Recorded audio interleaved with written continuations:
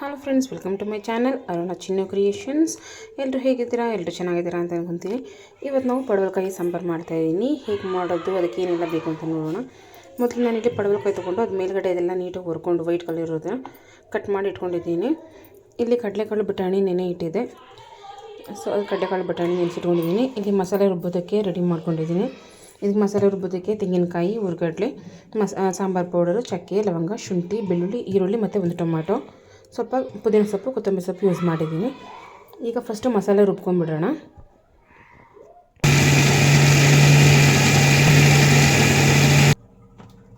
ಈಗ ಮಸಾಲೆ ರುಬ್ಬಿದ್ದು ರೆಡಿಯಾಗಿದೆ.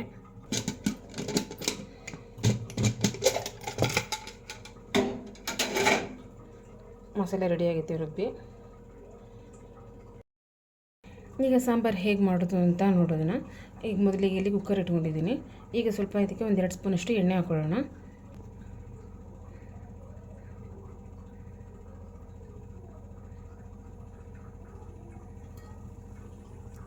ಇಲ್ಲಿ ಎಣ್ಣೆ ಹಾಕ್ಕೊಂಡಿದ್ದೀನಿ ಸ್ವಲ್ಪ. ಇದು ಎಣ್ಣೆ ಸ್ವಲ್ಪ ಬಿಸಿ ಆಗಲಿ. ಈಗ ಎಣ್ಣೆ ಬಿಸಿಯಾಗಿದೆ. ಈಗ ಇದಕ್ಕೆ ಕಟ್ ಮಾಡಿ ಇಟ್ಕೊಂಡಿರೋ ಈರುಳ್ಳಿ ಹಾಕೊಳ್ಳೋಣ. ಒಂದು ಈರುಳ್ಳಿನ ಉದ್ದಕ್ಕೆ ಕಟ್ ಮಾಡಿ ಇಟ್ಕೊಂಡಿದ್ದೆ. ಈಗ ಎಣ್ಣೆಯಲ್ಲಿ ಈರುಳ್ಳಿನ ಫ್ರೈ ಮಾಡ್ಕೊಳ್ಳೋಣ.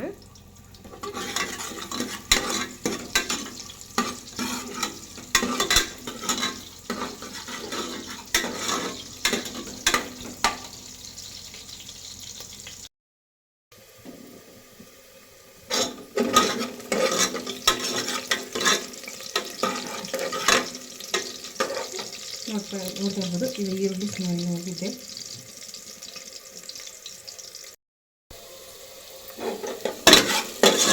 ಈಗ ಈರುಳ್ಳಿ ಫ್ರೈ ಆಗಿದೆ. ಈಗ ಇದಕ್ಕೆ ನೆನೆಸಿಟ್ಕೊಂಡಿರೋ ಕಡಲೆಕಾಳು ಮತ್ತು ಬಟಾಣಿ ಹಾಕೊಳ್ಳೋಣ.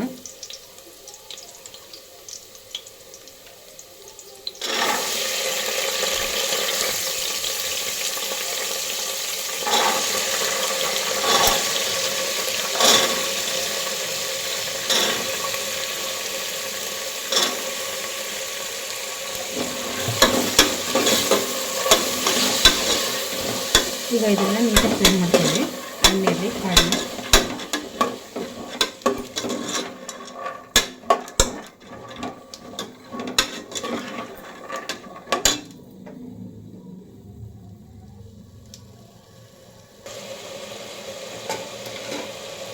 ಈಗ ಇದಕ್ಕೆ ಕಟ್ ಮಾಡಿ ಇಟ್ಕೊಂಡಿರೋ ಪಡವಲಕಾಯಿ ಹಾಕೊಳ್ಳೋಣ. ಇದು ಪಡವಲಕಾಯಿ ಬೀಜನ ನೀಟಾಗಿ ರಸ ಎಲ್ಲ ಹೋಗೋ ಥರ ನೀಟಾಗಿ ಸ್ಕ್ವೀಸ್ ಮಾಡಬೇಕು, ಯಾಕಂದರೆ ನೀರು ಬಿಟ್ಕೊಂಡ್ಬಿಡುತ್ತೆ ಅಂತ. ಕಟ್ ಮಾಡಿ ಇಟ್ಕೊಂಡಿರೋ ಪಡವಲಕಾಯಿ ಹಾಕೊಳ್ಳೋಣ.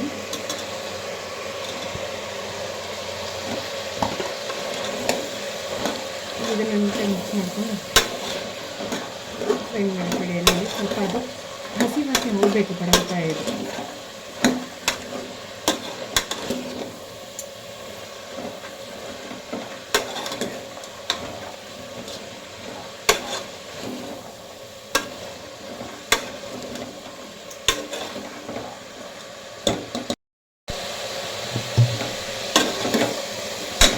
ಈಗ ಹಿಡಿದು ಸ್ವಲ್ಪ ಸ್ಮೆಲ್ ಹೋಗಿದೆ, ಕಾಳ್ದು ಮತ್ತು ಪಡವಲಕಾಯಿದು ಹಸಿ ಸ್ಮೆಲ್ಲು. ಈಗ ಇದಕ್ಕೆ ರುಬ್ಬಿರೋಂಥ ಮಸಾಲೆ ಹಾಕೋಣ.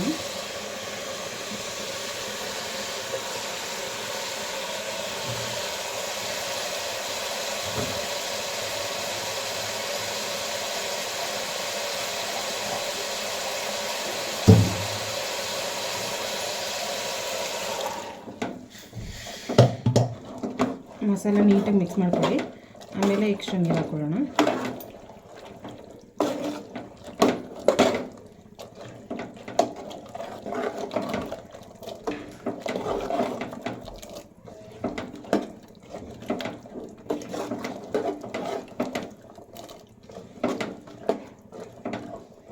ಮಸಾಲೆ ಮಿಕ್ಸ್ ಆದಮೇಲೆ ಒಂದು 2 ನಿಮಿಷ ಮಸಾಲದಲ್ಲಿ ಬೇಯೋದಕ್ಕೆ ಬಿಡೋಣ. ಅದನ್ನು ಇದು ಮಸಾಲೆ ಜೊತೆ ಬೇಯಕ್ಕೆ ಬಿಟ್ಟಾಗ ಒಂದು 2 ನಿಮಿಷ ಮುಚ್ಚಳ ಮುಚ್ಚಬಾರ್ದು, ಹಾಗೆ ಬೇಯಿಸಿ. ಮುಚ್ಚಳ ಮುಚ್ಚಿದ್ರೆ ಅದು ಒಂಥರ ಸ್ಮೆಲ್ ಬಂದಂಗೆ ಹೋಗುತ್ತೆ. ಅದಕ್ಕೆ ನೋಡ್ತಾ ಇದ್ದೀರಲ್ಲ, ಈಗ ಕುದಿ ಬರ್ತಾ ಇದೆ ಮಸಾಲೆದು. ನೀವಿನ್ನೂ ನಮ್ಮ ಚಾನಲಿಗೆ ಸಬ್ಸ್ಕ್ರೈಬ್ ಆಗಿಲ್ಲ ಅಂದರೆ ಸಬ್ಸ್ಕ್ರೈಬ್ ಮಾಡ್ಕೊಳ್ಳಿ.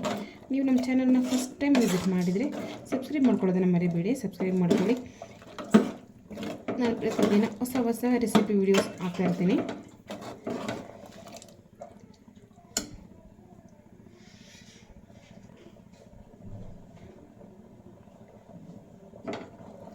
ಈಗ ಇದಕ್ಕೆ ನೀರು ಹಾಕೊಳ್ಳೋಣ ಸಾಂಬಾರು ಅಳತೆಗೆ.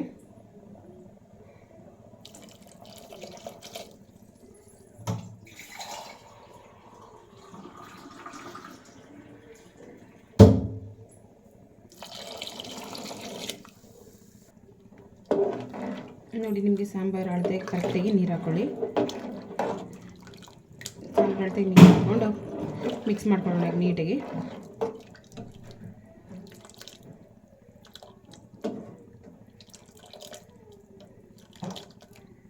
ನೋಡಿ, ಈ ಅಳತೆ ಬಂದರೆ ಸಾಕು, ಸಾಂಬಾರಿಗೆ ಕರೆಕ್ಟಾಗಿರುತ್ತೆ.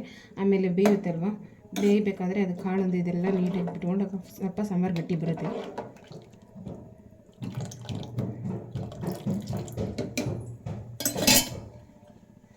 ಈಗ ಇದು ಒಂದು ಮಳ್ಳು ಮಾಡ್ಕೊಂಬರಲಿ, ಆಮೇಲೆ ರುಚಿ ಹಾಕ್ಬಿಟ್ಟು ಕುಕ್ಕರ್ ಮುಚ್ಚಳ ಕ್ಲೋಸ್ ಮಾಡೋಣ. ನೋಡ್ತಾ ಇರ್ಬೋದು, ಈಗ ಒಂದು ಕುದಿ ಬಂದಿದೆ. ಯಾವುದೇ ಮಸಾಲೆ ಸಾಂಬಾರು ಮಾಡಿದ್ರೂ ಮಸಾಲೆ ರುಬ್ಬಿ ಮಸಾಲೆ ಎಲ್ಲ ಮಿಕ್ಸ್ ಮಾಡಿ ನೀರು ಹಾಕಿದ ತಕ್ಷಣ ಮುಚ್ಚಳ ಮುಚ್ಚಿ ಕುಕ್ಕರ್ನ ಕೂಗಿಸ್ಬಿಡ್ಬೇಡೋದು, ಯಾಕಂದರೆ ಅದು ಟೇಸ್ಟ್ ನೀಟಾಗಿ ಬರೋಲ್ಲ. ಆದರೆ ಒಂದು ಕುದಿಸ್ಬಿಟ್ಟು ಆಮೇಲೆ ಉಪ್ಪಾಕಿ ಮುಚ್ಚಳ ಮುಚ್ಚಿದ್ರೆ ಅದು ತರಕಾರಿ ಎಲ್ಲ ನೀಟಾಗಿ ಮಸಾಲೆನ ಹಿಡ್ಕೊಂಡಿರುತ್ತೆ. ಹಾಗಾಗಿ ಫಸ್ಟು ಒಂದು ಸಲ ಕುದಿ ಬರೋವರೆಗೆ ಕುಕ್ಕರ್ ಮುಚ್ಚಳನ ಹಾಕಬಾರ್ದು, ನೀಟಾಗಿ ಒಂದು ಕುದಿ ಬರಬೇಕು. ಆಮೇಲೆ ರುಚಿಗೆ ತಕ್ಕಷ್ಟು ಉಪ್ಪು ಹಾಕ್ಕೊಂಡು ನೀಟಾಗಿ ಮಿಕ್ಸ್ ಮಾಡಿಕೊಂಡು ಕುಕ್ಕರ್ ಮುಚ್ಚಳನ ಮುಚ್ಕೊಂಡು ವಿಷಲ್ ಕೂಗಿಸ್ಕೋಬೇಕು.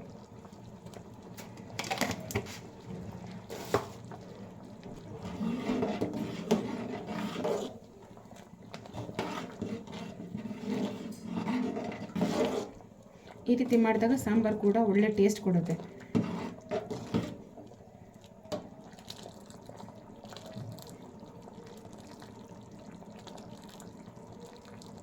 ಈಗ ಇದು ಕುಕ್ಕರ್ ಮುಚ್ಚಳ ಮುಚ್ಕೊಂಡು 3 ವಿಷಲ್ ಕೂಗಿಸ್ಕೊಳ್ಳೋಣ.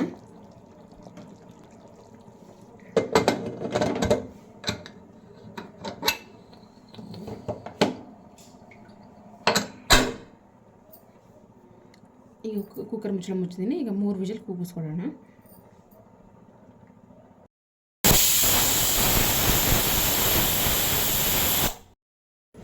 ಈಗ 3 ವಿಷಲ್ ಕೂಗಿ ಅದು ವಿಷಲ್ ಕೂಡ ತಣ್ಣಗಾಗಿದೆ, ನೀಟಾಗೆಲ್ಲ ಹೋಗಿದೆ.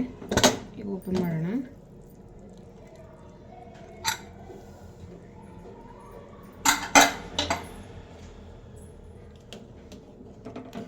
ಈಗ ಸಾಂಬಾರೆಲ್ಲ ನೀಟಾಗಿ ಬಂದಿದೆ. ಈಗ ಒಂದ್ಸಲ ಹೀಗೆ ಓಪನ್ ಇಟ್ಟು ಒಂದು ಕುದಿ ಬರೋದು ಒಂದು 5 ನಿಮಿಷ ಬೇಯಿಸೋಣ.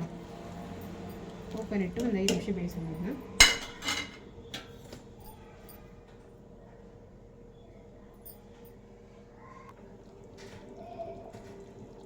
ಈಗ ಹೀಗೆ ಒಂದು 5 ನಿಮಿಷ ಓಪನಲ್ಲಿ ಹಾಗೆ ಬೇಯಲಿ, ಆಗ ಸಾಂಬಾರು ರೆಡಿ ಆಗುತ್ತೆ.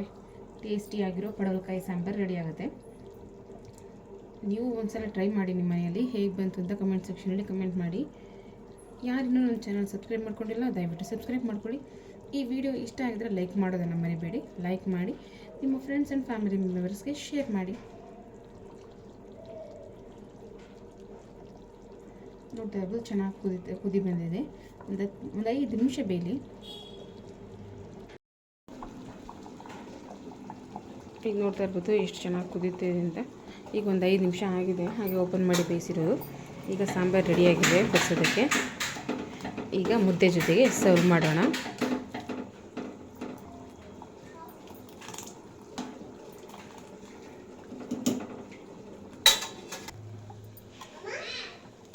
ಈಗ ಮುದ್ದೆ ಜೊತೆಗೆ ಸರ್ವ್ ಮಾಡ್ಕೊಳ್ಳೋಣ.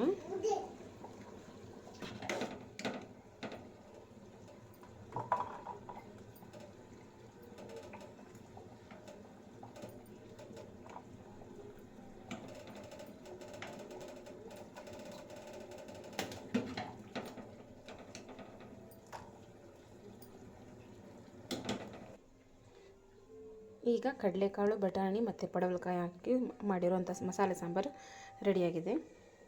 ರಾಗಿ ಮುದ್ದೆ ಜೊತೆಗೆ ಸೂಪರ್ ಕಾಂಬಿನೇಷನ್, ಚೆನ್ನಾಗಿರುತ್ತೆ. ರೈಸ್ ಜೊತೆಗೂ ಚೆನ್ನಾಗಿರುತ್ತೆ. ನೀವು ಒಂದ್ಸಲ ಟ್ರೈ ಮಾಡಿ, ಹೇಗೆ ಬಂತು ಅಂತ ಕಮೆಂಟ್ ಸೆಕ್ಷನಲ್ಲಿ ಕಮೆಂಟ್ ಮಾಡಿ. ಈ ವಿಡಿಯೋ ನಿಮ್ಗೆ ಇಷ್ಟ ಆಗಿದರೆ ದಯವಿಟ್ಟು ಲೈಕ್ ಮಾಡೋದನ್ನು ಮರಿಬೇಡಿ. ನಿಮ್ಮ ಫ್ರೆಂಡ್ಸ್ ಆ್ಯಂಡ್ ಫ್ಯಾಮಿಲಿ ಮೆಂಬರ್ಸ್ ಜೊತೆಗೆ ವಿಡಿಯೋನ ಶೇರ್ ಮಾಡಿ. ಆದಷ್ಟು ನಮ್ಮ ಚಾನಲ್ನ ಸಬ್ಸ್ಕ್ರೈಬ್ ಮಾಡ್ಕೊಳ್ಳಿ. Thank you for watching.